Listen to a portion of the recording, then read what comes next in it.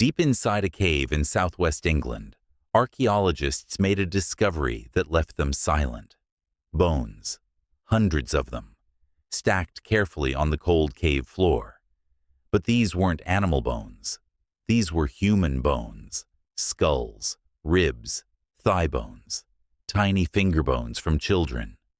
And every single one of them showed the same haunting pattern. Cut marks, scrape marks, bite marks. The ancient humans who lived here 15,000 years ago hadn't been buried by their loved ones. They hadn't been honored with funeral rites.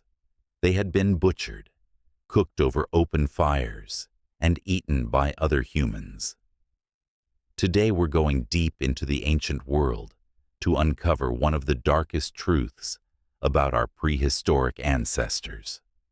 The truth that history books often skip. The truth that changes everything we thought we knew about early humans.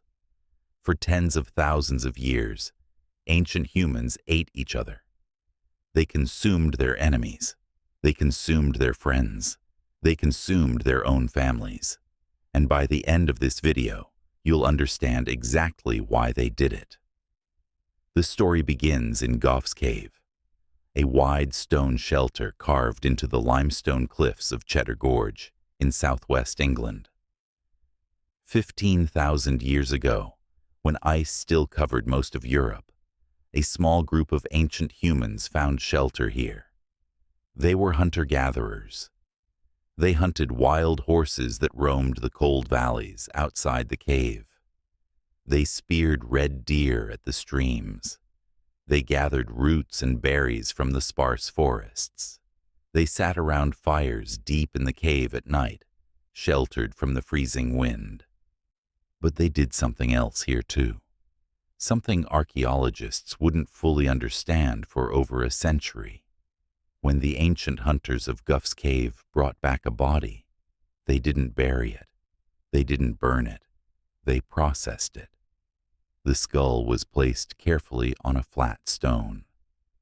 With sharp flint tools, the ancient hunters peeled away the flesh from the face. They removed the eyes. They cut away the tongue. They scraped the skin from the cheeks. Then they smashed the base of the skull with a stone hammer, splitting it open in just the right way. The brain inside, soft and rich with calories, was scooped out and eaten raw. The skull itself was then cleaned, polished, and shaped over many hours of careful work.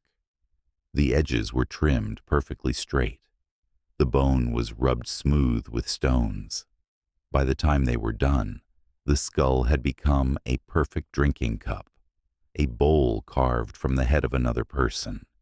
And these weren't strangers passing through. The bones found in Gough's cave belonged to men, to women, to children as young as 3 years old. Some were related to each other by blood. The ancient humans of this cave were eating their own families and drinking from their skulls in the firelight. But Gough's cave was not the beginning.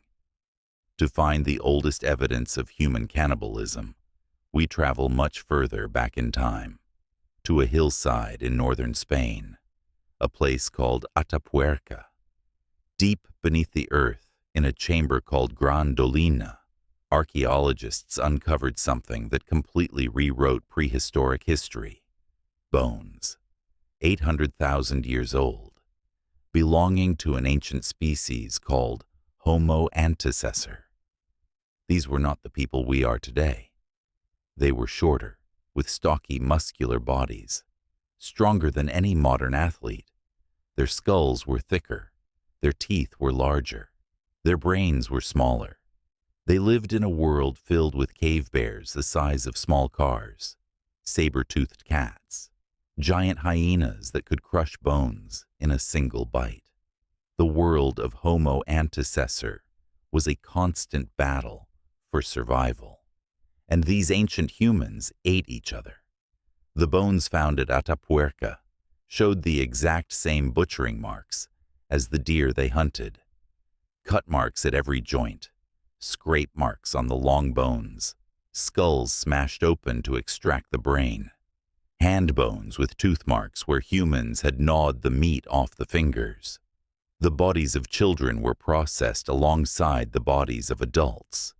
11 individuals had been eaten in this single cave chamber. 11 that we know of. 11 that left their bones behind. Atapuerca proved something terrifying. Cannibalism wasn't an accident in human history. It wasn't a rare emergency. It had been with our ancestors from the very beginning. So why did ancient humans eat each other so often? The first answer is the simplest. Hunger. Ancient life was a constant fight against starvation. The animals migrated unpredictably across vast landscapes. The plants froze in cold winters.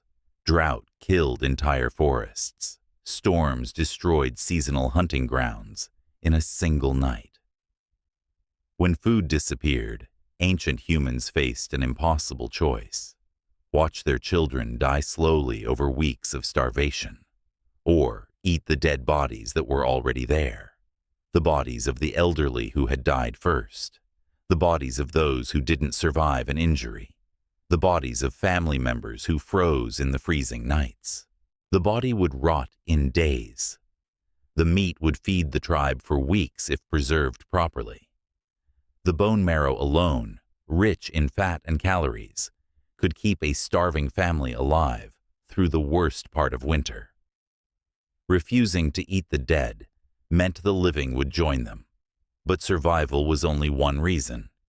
Ancient humans also ate each other when food was plentiful, when the hunting was good, when the storehouses were full.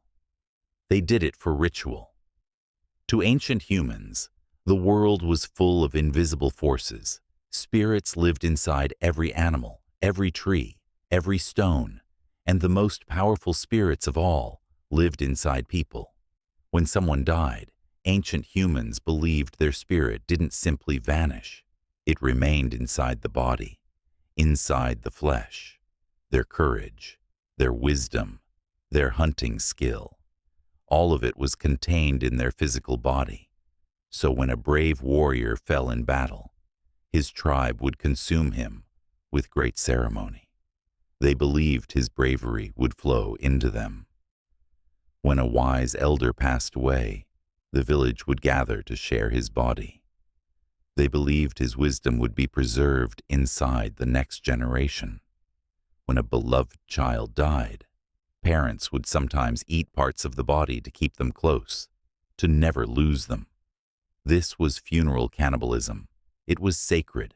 It was an act of love, not horror. To ancient minds, burying a loved one in cold, dark earth was cruel. Far better to take them inside you, to keep them alive in the only way that was truly possible. The third reason was war. Ancient tribes fought each other constantly, over hunting grounds, over water sources during dry seasons, over caves, over women. When one tribe defeated another in battle, the victors ate their enemies. The reasons were both practical and spiritual. The meat would not be wasted, but the spiritual reason was even more powerful. By consuming the bodies of those they defeated, ancient warriors believed they were absorbing the strength of their fallen foes. Every muscle they ate became their muscle. They were also sending a terrifying message to other tribes.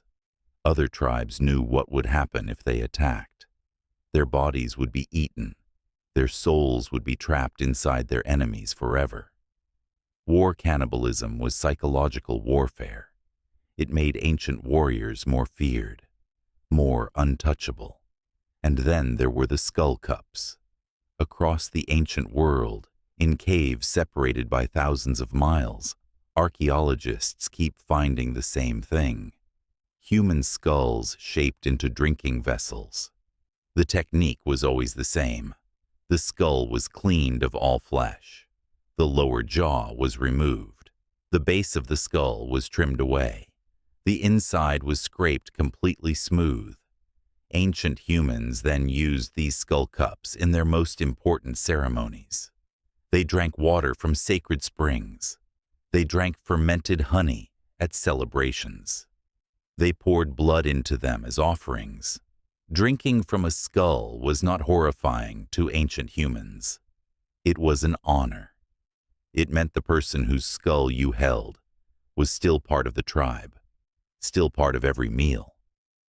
Some ancient humans were buried with their skull cup placed beside them, the skull of an ancestor, the skull of a parent, the skull of a child they had loved, so that wherever the next world might be, they would not face it alone. The ancient world was not what we imagine. It was not a peaceful paradise. It was a place where every choice was a matter of survival, where the dead were not separate from the living, but part of them. Ancient humans ate each other for survival, for ritual, for war, for love. They drank from skulls. They consumed their parents to honor them. They consumed their enemies to defeat them. They consumed their children to keep them close.